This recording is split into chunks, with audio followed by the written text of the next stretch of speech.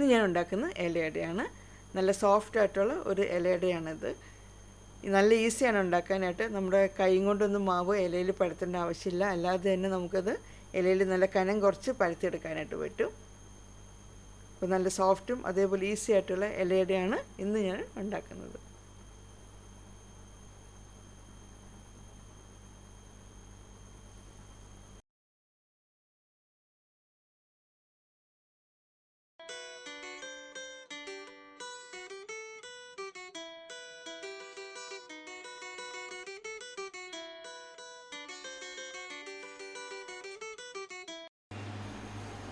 ഇപ്പോൾ ഇലയട ഉണ്ടാക്കാനുള്ള ഫില്ലിങ്ങിന് വേണ്ടിയിട്ട് ഞാൻ 75 ഗ്രാം ശർക്കരയാണ് എടുത്തിരിക്കുന്നത്. ആ ശർക്കരയിലേക്ക് 75 ml വെള്ളം, ഏകദേശം 1/3 കപ്പ് വെള്ളമാണ് ഞാൻ ഒഴിച്ചിരിക്കുന്നത്. ഈ ശർക്കര ഉരുക്കിയെടുക്കാം.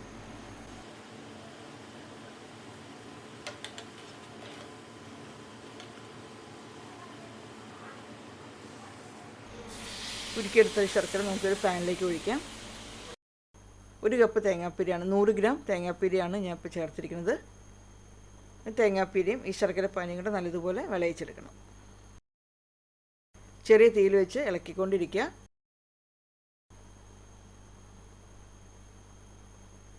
ഇനി ഇതിലേക്ക് 1 ടീസ്പൂൺ ഏലക്കാപ്പൊടിയും കൂടെ ചേർക്കണം.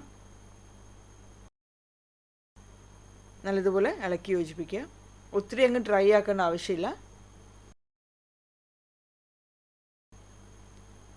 തേങ്ങ വിളയിച്ചത് റെഡി ആയിട്ടുണ്ട്. നമുക്കിനി ഇത് വേറൊരു ബൗളിലേക്ക് മാറ്റി വയ്ക്കാം. ഇനി ഇത് നല്ലതുപോലെ തണുക്കണം.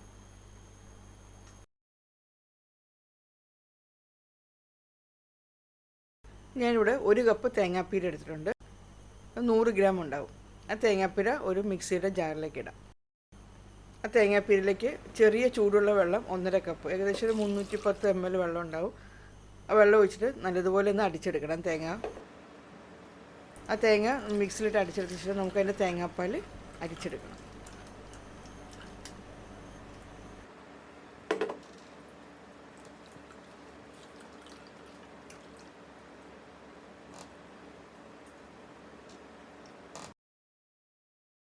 ഇനി തേങ്ങാപ്പീര ആ മിക്സിയിലേക്ക് തിരിച്ചിടണം.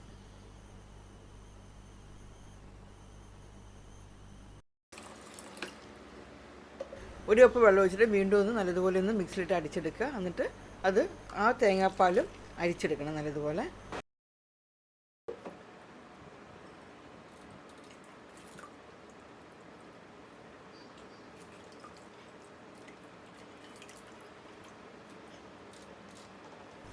ഇതിപ്പോൾ 1 കപ്പ് തേങ്ങാപ്പാലുണ്ട്. ഇപ്പോൾ ഒരു പാനിലേക്ക് നമ്മൾ ഉണ്ടാക്കിയ ഇപ്പോൾ 2ാം പാൽ ഒഴിച്ചു. പിന്നെ അതിൻ്റെ കൂടെ ഒരു 3/4 കപ്പ് വെള്ളവും കൂടി ഒഴിച്ചിട്ടുണ്ട്. അതിനാവശ്യമുള്ള ഉപ്പ്.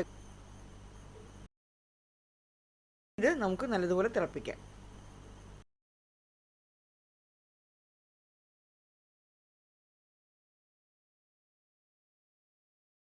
ഒന്ന് നല്ലതുപോലെ തിളച്ച് കഴിയുമ്പോൾ ഉപ്പ് ഉണ്ടോ എന്ന് നോക്കണം. ഉപ്പില്ലെങ്കിൽ ഒന്ന് കുറച്ചും കൂടി ഉപ്പ് ചേർക്കാവുന്നതാണ്. അപ്പത്തിനും ഇടിയപ്പത്തിനും ഉപയോഗിക്കുന്ന വറുത്ത അരിപ്പൊടിയാണ് എടുത്തിരിക്കുന്നത്. അത് 1 കപ്പ് അരിപ്പൊടിയാണ്. 150 ഗ്രാം 150 ഗ്രാം അരിപ്പൊടിയാണ്. അരിപ്പൊടി ഇതിലേക്ക് ചേർത്തിട്ട് നല്ലതുപോലെ ഇളക്കി യോജിപ്പിക്കുക. ഇനി തീ ഓഫ് ചെയ്യണം. തീ ഓഫ് ചെയ്ത ശേഷം കുറച്ച് നേരം കൂടെ നല്ലതുപോലെ ഒന്ന് ഇളക്കുക.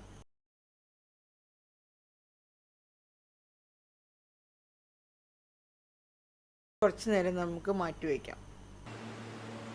അപ്പോൾ ചെറിയ ചൂടുള്ളപ്പോൾ തന്നെ ആ മാവിന് നമുക്ക് കൈ കൊണ്ട് പിടിക്കാവുന്ന ഒരു ചൂടാകുമ്പോൾ കൈ കൊണ്ട് നല്ലതുപോലെ കുഴയ്ക്കണം.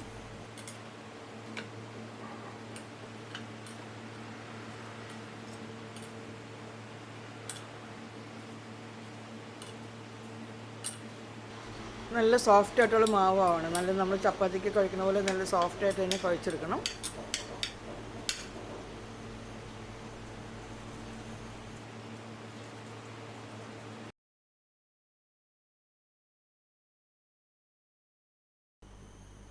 ഇപ്പോൾ മാവിന് നീളത്തിൽ നല്ലതുപോലെ ഉരുട്ടിയെടുത്തിട്ട് ആ മാവിൽ നിന്ന് ഈക്വലായിട്ട് ഞാൻ 10 ബോൾസാണ് ഉണ്ടാക്കുന്നത്.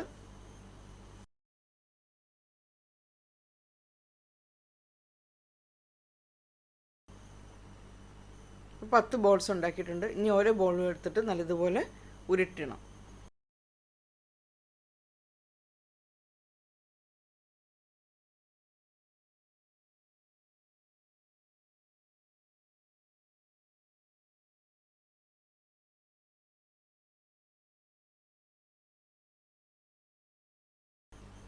അപ്പോൾ നമ്മുടെ കയ്യിൽ മാവ് പിടിച്ചിട്ട് ഇങ്ങനെ ഒട്ടിയിരിക്കുകയാണെങ്കിൽ നല്ലതുപോലെ കൈ കഴുകി നല്ലതുപോലെ തുടച്ചിട്ട് വീണ്ടും ഉരുട്ടിയെടുക്കണം. അല്ലെങ്കിൽ നമ്മൾ ആ മാവ് കയ്യിലിരിക്കുമ്പോൾ നമ്മൾ ഉരുട്ടി കഴിഞ്ഞാൽ അത് നല്ല സ്മൂത്തായിട്ടും ഉരുള കിട്ടില്ല.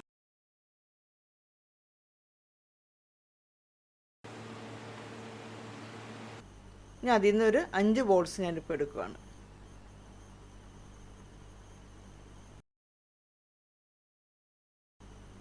നമ്മൾ ആദ്യം ഉണ്ടാക്കി വെച്ച തേങ്ങാപ്പാലുണ്ടല്ലോ, 1.5 കപ്പ് ആ തൻപാൽ, ഒന്നാം പാൽ, ആ പാലിലേക്ക് ഇട്ട് വയ്ക്കുകയാണ് ഈ ബോൾസ്. അതൊരു 5 മിനിറ്റ് 10 മിനിറ്റ് അതിൽ കിടക്കട്ടെ. ഇടയ്ക്ക് ഈ തേങ്ങാപ്പാലിൽ ഇട്ട് വെച്ചിരിക്കുന്ന ഈ ബോൾസ് ഒന്ന് ഇളക്കിയിട്ട് കൊടുക്കണം. അപ്പോൾ ആ ബോൾസിന് എല്ലാ ഭാഗത്തേക്കും തേങ്ങാപ്പാൽ പിടിക്കും. ബാക്കിയുള്ള 5 ബോൾസ് ഉണ്ട്, അത് നമുക്ക് കവർ ചെയ്ത് മാറ്റി വയ്ക്കാം. ഇപ്പം ഞാനിവിടെ അട ഉണ്ടാക്കാനായിട്ട് 10 ബോൾസാണ് എടുക്കുന്നത്. അപ്പോൾ 10 അട കിട്ടും. ഈ ഫില്ലിങ് നമ്മൾ 10 വേണം തിരിക്കാനായിട്ട്. ഇനി ഇലയെല്ലാം കഴുകി എടുത്തിട്ട് ഇതേപോലെ ചെറിയ പീസായിട്ട് കട്ട് ചെയ്തിട്ടുണ്ട്. ഇല നല്ലതുപോലെ തുടച്ച് വയ്ക്കുക. ഇനി നമുക്ക് സ്റ്റീമറിൽ വെള്ളം ചൂടാക്കാൻ വയ്ക്കാം.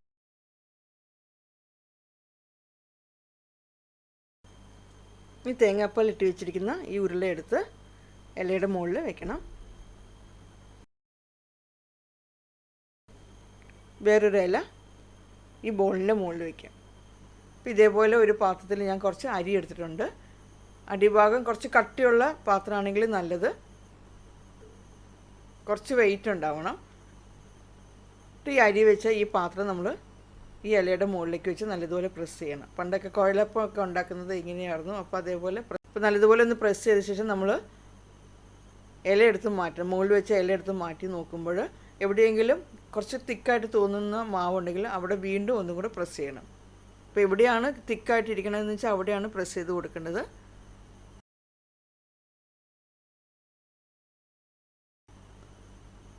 അപ്പോൾ അത് നല്ല കനം കുറച്ച് കിട്ടിയിട്ടുണ്ട്. ഒരേ കനത്തിൽ കനം കുറച്ചിട്ട് വേണം അങ്ങനെ പരത്തിയെടുക്കാനായിട്ട്. ഇനി നമുക്ക് ഫില്ലിങ് വയ്ക്കാം. 1 സ്പൂൺ വീതം ഫില്ലിങ് വയ്ക്കണം.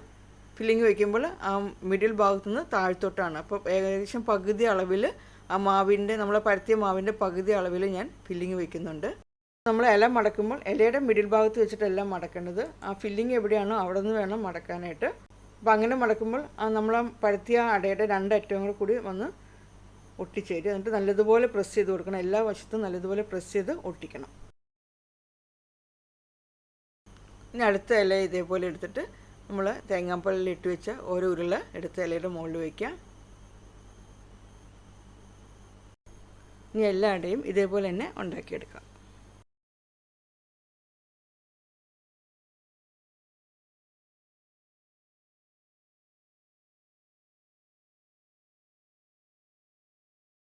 അപ്പോൾ ആദ്യത്തെ 5 അട ഞാൻ ഉണ്ടാക്കി വെച്ചു.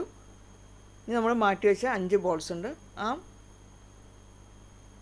ബോൾസ് എല്ലാം നമുക്കിനി ഈ തേങ്ങാപ്പാലിലേക്ക് ഇട്ട് വയ്ക്കാം. അതൊരു 5 മിനിറ്റ് അല്ലെങ്കിൽ 10 മിനിറ്റോ തേങ്ങാപ്പാലിലിട്ട് വയ്ക്കണം. ഇനി നമുക്കിത് വേവിക്കാനായിട്ട് വയ്ക്കാം.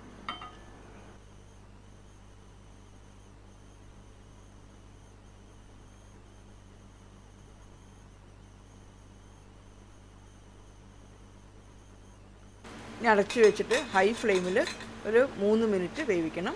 3 മിനിറ്റ് കഴിയുമ്പോൾ തീ കുറച്ച് വെച്ചിട്ട് വേണം ഒരു 10 അല്ലെങ്കിൽ 12 മിനിറ്റും കൂടെ കൂടിയിട്ട് വേവിക്കണം. അപ്പോൾ ഈ സമയത്ത് ബാക്കിയുള്ള അടയും ഉണ്ടാക്കാം. നല്ല ഈസിയാണ്. കൂടി വന്ന് 1 മിനിറ്റ് 1.5 മിനിറ്റ് പോലും വേണ്ട നമുക്ക് ഈ അട ഇങ്ങനെ പരത്തി ഫില്ലിങ് വെച്ച് അടയുടെ ഷേപ്പ് ആക്കി എടുക്കാനായിട്ട്.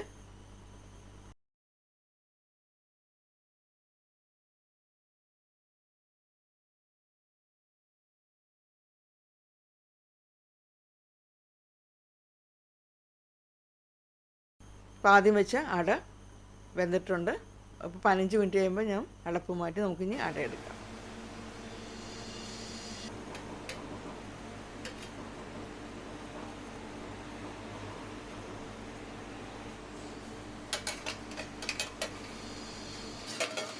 ഇനി അടുത്ത അട ഉണ്ടാക്കുന്നതിന് മുമ്പായിട്ട് ഈ സ്റ്റീമറിലേക്ക് കുറച്ച് വെള്ളം ഒഴിക്കണം. എന്നിട്ട് വേണം അട ഉണ്ടാക്കാനായിട്ട്. ഈ ഇലയുടെ കഴിക്കുമ്പോൾ ചെറിയ ചൂടുള്ളപ്പോൾ തന്നെ കഴിക്കണം. അപ്പോഴാണ് ഏറ്റവും നല്ല ടേസ്റ്റ്. നല്ല സോഫ്റ്റ് ആയിരിക്കും. നല്ല ഒരു പ്രത്യേക ടേസ്റ്റാണ് ചെറിയ ചൂടോടുകൂടി തന്നെ ഇലയുടെ കഴിക്കുമ്പോൾ. അതിൻ്റെ കൂടെ ഒരു കട്ടൻ കാപ്പിയോ ചായയോ കൂടെ കൂട്ടി കഴിച്ചാൽ അടിപൊളിയായിരിക്കും.